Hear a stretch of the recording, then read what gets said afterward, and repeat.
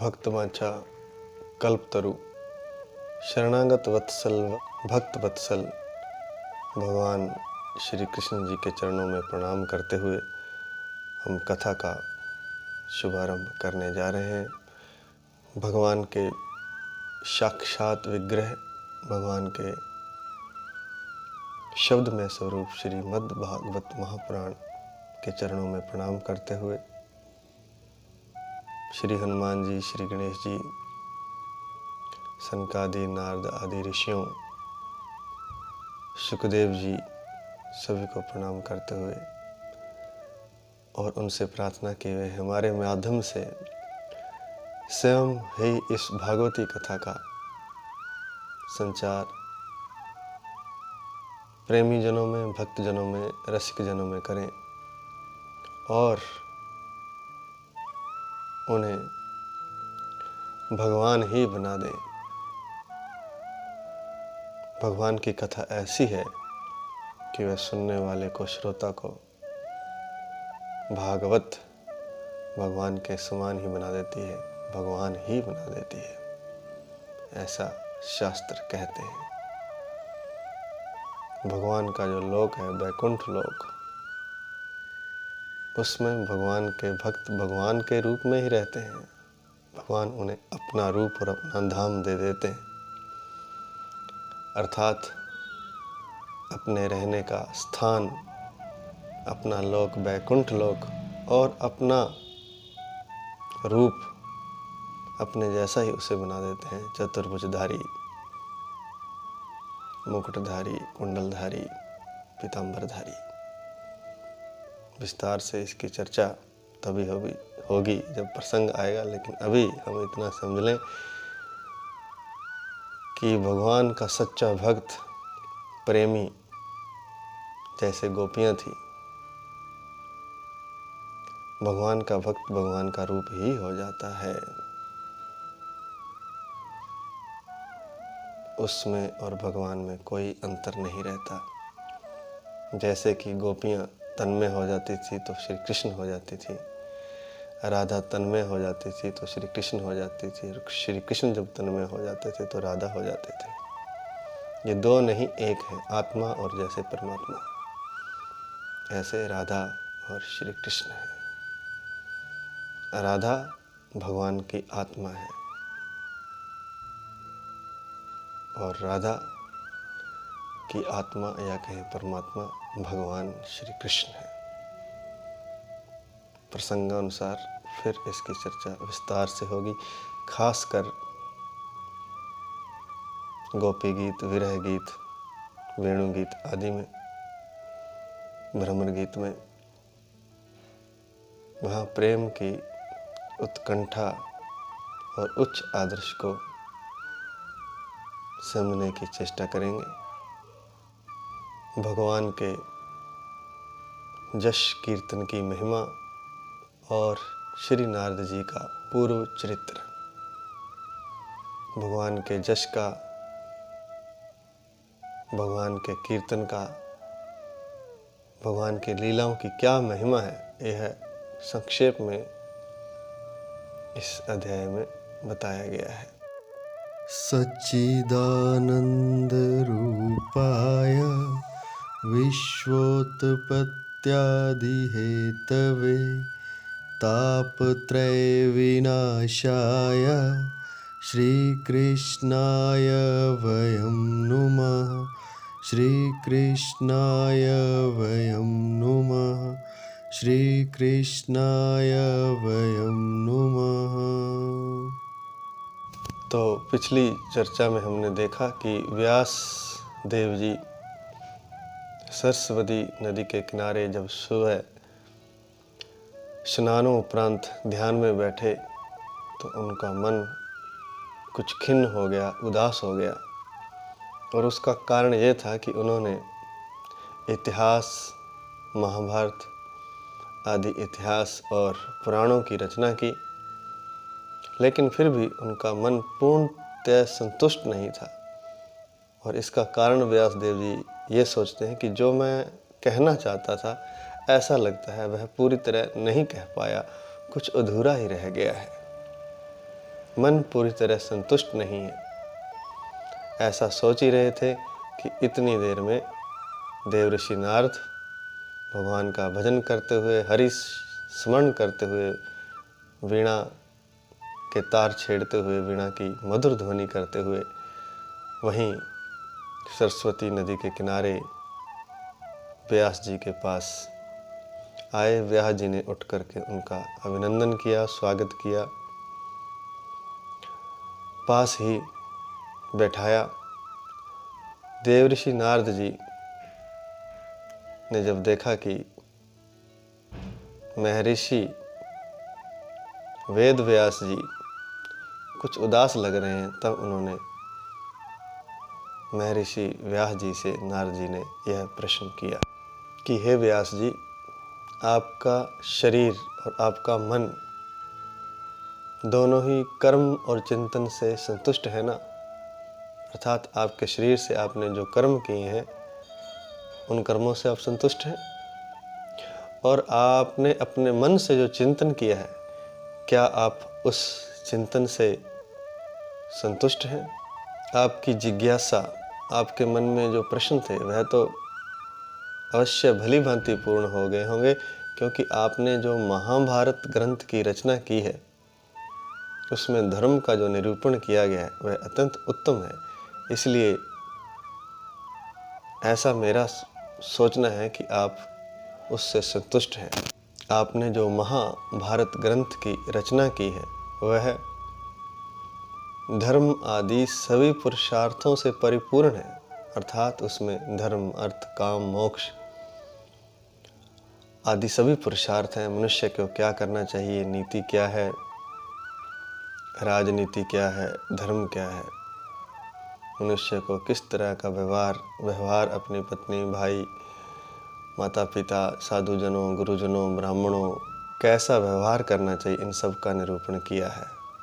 आपने महाभारत ग्रंथ में, महाभारत इतिहास में उन सभी पहलुओं को छू लिया है जो एक मनुष्य जीवन के लिए अवश्यंभावी हैं। जितने भी पहलू हो सकते हैं, चाहे वो धर्म के हों, चाहे नीति के हों, चाहे राजनीति के हों, चाहे परमात्मा से प्रेम के हों, चाहे परमात्मा की भक्ति के हों, चाहे वेदों का रहस्य हो, सब कुछ आपने महाभारत इतिहास में छू लिया है। उस इतिहास को पढ़ने से ही व्यक्ति को धर्म, अर्थ, काम, मोक्ष आदि पुरुषार्थों और अन्य सब कर्तव्यों के बारे में, धर्म के बारे में सही ज्ञान होता है।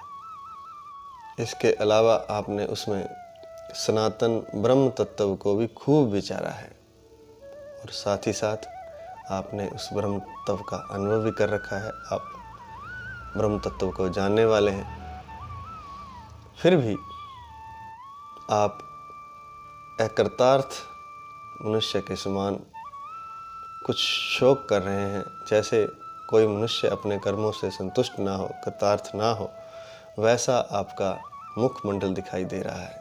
इसका क्या कारण है? नारद जी ने व्यास जी से ऐसा प्रश्न किया। व्यास जी कहते हैं कि हे नारद जी, आपने जो मेरे विषय में जो कुछ भी कहा है वह बिल्कुल सत्य है, लेकिन फिर भी मेरा मन संतुष्ट नहीं है।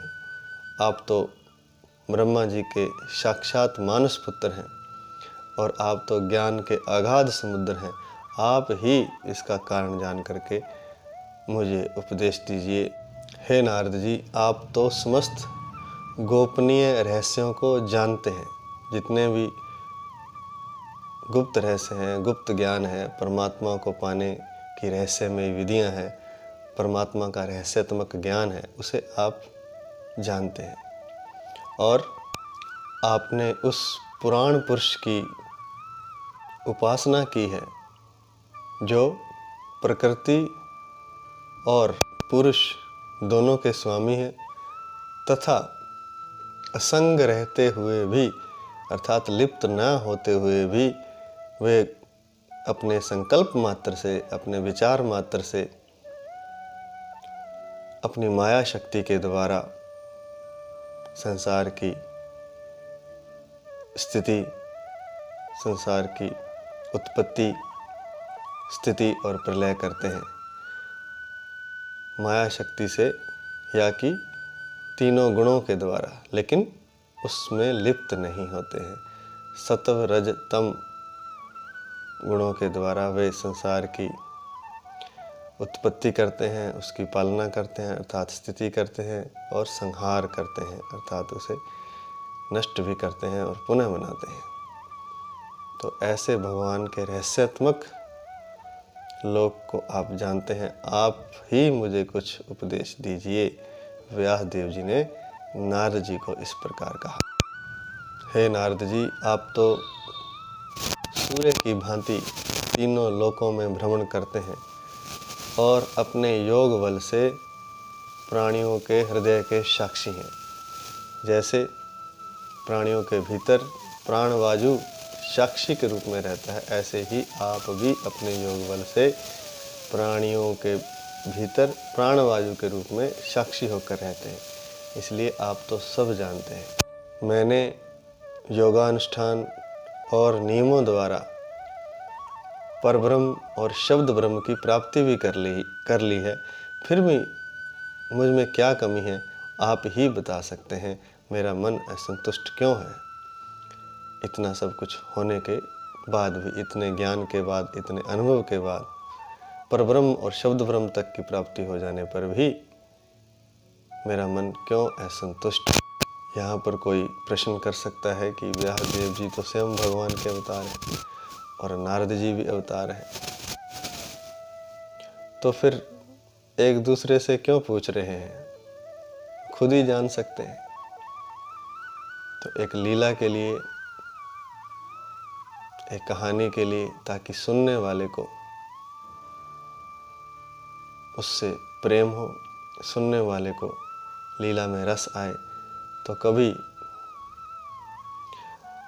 नारद जी ज्ञानी होते हैं और कभी नारद जी अज्ञानी भी हो जाते हैं। वह उस लीला प्रसंग के अनुसार ही होता है। तो यहाँ पर व्यास देव जी सब कुछ जानते हुए भी अज्ञानी की तरह हैं और गुरु के रूप में यहाँ पर नारद जी हैं। और जब हम भागवत के महात्म्य में चर्चा कर रहे थे, वहाँ पर नारद जी अज्ञानी थे। वे पूछ रहे थे कि भक्ति के पुत्रों ज्ञान और वैराग्य को कैसे पुष्ट किया जाए। तब सनकादि ऋषियों ने उन्हें गुरु बनकर उपदेश दिया था। तो समय और स्थिति और जिसे कह सकते हैं काल, देश काल और स्थिति के अनुसार लीला रची जाती है, जिससे कि भक्तों का कल्याण हो सके। तो यहाँ पर व्यास जी ने नारद जी से प्रश्न किया कि आप तो अगाध समुद्र में गोता लगाने वाले हैं, ब्रह्मा जी के मानस पुत्र हैं, भगवान की प्राप्ति आपको हो चुकी है, तो आप ही बताइए कि ऐसा क्या कारण है कि मेरा मन इतने शास्त्र आदि लिखने पर भी, इतिहास पुराण लिखने पर भी, वेदों का सार महाभारत में देने पर भी पूर्णतया संतुष्ट नहीं है। आप ही देखकर उचित कारण बताइए। तब नारद जी ने अपनी दिव्य दृष्टि से कहा कि हे व्यास जी, मेरे देखे आपने भगवान के निर्मल यश का गान नहीं किया है, अर्थात भगवान की लीलाओं का गान नहीं किया है। नारद जी कहते हैं कि मेरे हिसाब से वह शास्त्र अधूरा है जिसमें भगवान के निर्मल यश का गान नहीं होता है, जिसमें भगवान की लीलाओं का ज्ञान नहीं होता। आपने धर्म, अर्थ, काम, मोक्ष आदि पुरुषार्थों का जिस बारीकी से निरूपण किया है, उस तरह का निरूपण, उस तरह का वर्णन आपने भगवान की लीलाओं का नहीं किया। तो नारद जी कहते हैं कि मेरे देखे वह शास्त्र या धर्म अधूरा है जिसमें भगवान की लीलाओं का गान नहीं होता। तो कहने का तात्पर्य है कि ज्ञान से भी अधिक महत्वपूर्ण है भगवान की लीलाएं, ज्ञान जप आदि से भी अधिक महत्वपूर्ण है, और भक्ति को ज्ञान से ऊपर रखा गया है। सर्वोपरि भक्ति है, भगवान के प्रति प्रेम, भगवान के चरणों से, भगवान के चरणाविंद से प्रेम ही सबसे बड़ी साधना है।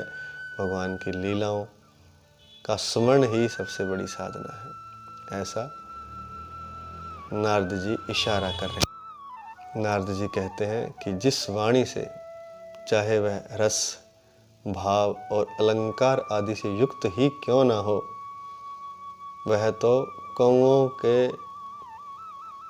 उच्छिष्ट फेंकने के स्थान के समान अपवित्र है। जैसे कौओं को बचा हुआ उच्छिष्ट फेंका जाता है, भोजन कर लिया जाता है अगर, और जो किसी भी उत्सव में जो भोजन बच जाता है तो वह एक जगह पर फेंक दिया जाता है ताकि कौवे आदि पक्षी उसको खा सकें। तो वह जूठा भोजन होता है और वो स्थान जहाँ पर वह गिराया जाता है उसे अपवित्र ही माना जाता है, क्योंकि वह भोजन जूठन होती है और कौवे उसे खाते हैं। तो कहते हैं कि वह वाणी जिसमें भगवान की लीलाओं का ज्ञान नहीं है, भगवान की लीलाओं का वर्णन नहीं है, जिस वाणी में चाहे वह रस से, साहित्य के कुछ प्रकार होते हैं, कुछ रस होते हैं, कुछ भाव होते हैं और कुछ अलंकार होते हैं, चाहे वह वाणी कितनी भी सुसंस्कृत क्यों ना हो, अलंकारों से युक्त हो, चाहे भाव युक्त हो, चाहे रस युक्त ही क्यों ना हो, अगर उसमें भगवान की लीलाओं का गान नहीं है तो वह अपवित्र ही है, कौओं के उच्छिष्ट फेंकने के स्थान के समान। नारद जी कहते हैं कि ऐसी वाणी जिसमें भाव, अलंकार, रस तो खूब हो लेकिन भगवान की लीलाओं का वर्णन ना हो, तो उस वाणी में जैसे कि मान सरोवर के कमनीय कमलवन, मान सरोवर के कमल वन में विहार करने वाले हंसों की भांति जो परम हंस हैं, जो भगवान के चरणों के, चरणारविंदों के आश्रित हैं, ऐसे परमहंस भक्त उस में कभी रमण नहीं करते। अर्थात जिस तरह मानसरोवर का हंस केवल कमल वन में ही विहार करता है, उसी तरह परमहंस जो कि भगवत चरणारविंद आश्रित हैं, अर्थात भगवान के चरण कमलों के आश्रित हैं, वे परमहंस जो भगवान के चरण कमलों को एक क्षण भी अपनी स्मृति से मिटने नहीं देते, ऐसे परमहंस भक्त ऐसी अपवित्र वाणी में रमण नहीं करते। कहने का तात्पर्य यह है कि जिस वाणी में भगवान की लीलाओं का गान नहीं है, परमहंसों को वह वाणी, परमहंस भक्तों को वह वाणी चाहे कितनी ही ज्ञान युक्त हो, भाव युक्त हो, अलंकार युक्त हो, रस युक्त हो, उन्हें वह प्रिय नहीं होती है। और इसके विपरीत कहते हैं कि जो वाणी दूषित हो, अच्छे शब्दों का जिसमें उपयोग ना किया गया हो, और इसके विपरीत वह वाणी जो सुंदर शब्दों से युक्त भी नहीं है, दूषित शब्दों का जिसमें इस्तेमाल किया गया है, उपयोग किया गया है, लेकिन अगर ऐसी वाणी भगवान के जश का गान करती है तो वह वाणी परमहंसों को प्रिय होती है, चाहे उसमें रस ना हो, भाव ना हो, अलंकार ना हो, अलंकार युक्त ना हो, सुसंस्कृत ना हो, अच्छे शब्दों का भी प्रयोग ना किया गया हो, चाहे दूषित शब्दों का ही प्रयोग किया गया हो, लेकिन अगर उसमें भगवान की लीलाओं का वर्णन है तो ऐसी वाणी परमहंस भक्तों को अति प्रिय होती है। परमहंस भक्त ऐसी वाणी का श्रवण करते हैं, उसका गान करते हैं और उसका कीर्तन करते हैं और भगवान के चरणाविंदों के आश्रित रहते हैं। ऐसी वाणी जिसमें भगवान की लीलाओं का, भगवान के यश सूचक सुंदर शब्दों का, सुंदर नामों का उपयोग किया गया हो, वह सुनने वाले के पापों को नाश कर देती है, कष्टों को दूर कर देती है, इसमें कोई संदेह नहीं है। इतना ही नहीं, व्यास जी जो वह निर्मल ज्ञान भी जो मोक्ष की प्राप्ति का साधन है, अगर उसमें भक्ति भाव नहीं है तो उस वाणी की भी उतनी शोभा नहीं। फिर जो साधन और सिद्धि दोनों ही दशाओं में अमंगलकारी है, अमंगल रूप है, वह काम्य कर्म और जो भगवान को अर्पित नहीं किया गया है ऐसा अहेतुक कर्म अर्थात निष्काम कर्म भी कैसे सुशोभित हो सकता है। अब नारद जी व्यास देव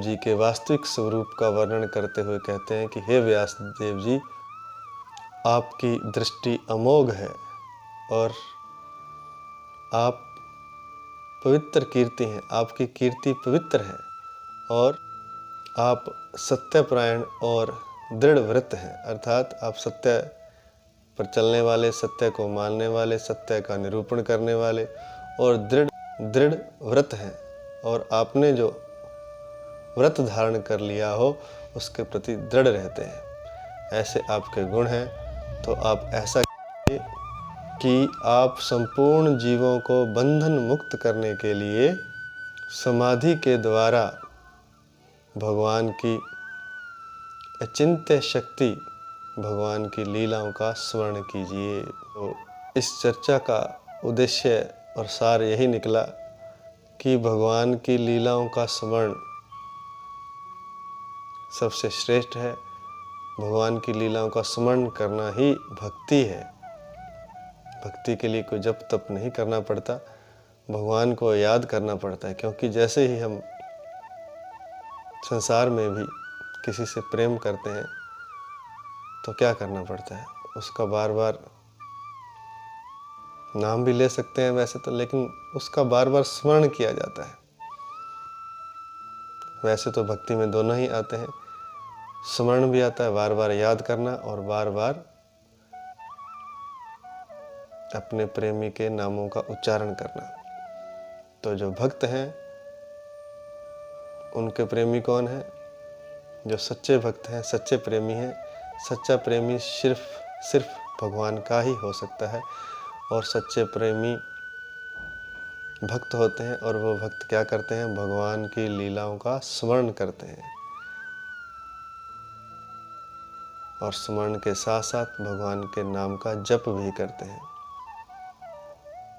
लेकिन सबसे श्रेष्ठ स्मरण को बताया गया है, क्योंकि याद करते रहने से ही वे हमारे चित्त में प्रवेश कर जाते हैं, हमारे हृदय में प्रवेश कर जाते हैं और हमारे तन मन कामनाओं को खींच लेते हैं, अपने में आकर्षित कर लेते हैं। इसलिए भगवान की लीलाओं का स्मरण सबसे उत्तम है और यही संदेश नारद जी ने व्यास देव जी को दिया कि आपने सब कुछ किया है, पुरुषार्थों का उल्लेख किया है, वेदों का सार महाभारत में वर्णन किया, लेकिन आपने भगवान की लीलाओं का उस तरह से वर्णन नहीं किया। तो भगवान की लीलाओं का वर्णन कीजिए जिससे कि लोगों का कल्याण होगा, लोगों में भक्ति जागृत होगी और वे परम पद को प्राप्त करेंगे।